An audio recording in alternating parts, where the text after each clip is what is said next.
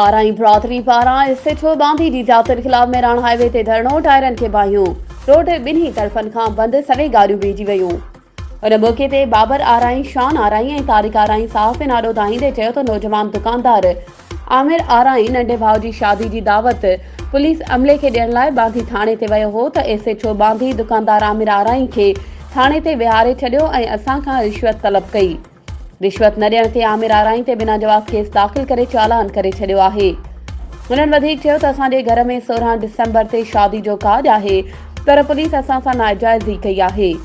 हुननि वधीक चयो त असांजूं ख़ुशियूं मातम में तब्दील थी वयूं आहिनि। हुननि SSP शहीद बेनज़ीराबाद ऐं वसवारनि खां मुतालबो कंदे घुर कई त नौजवान दुकानदार आमिर आराई मथां दाख़िल कयल केस ख़त्म कयो वञे ऐं खेसि फौरी तौर ते आज़ादु कयो वञे ऐं SHO बांधी ख़िलाफ़ कार्रवाई कई वञे।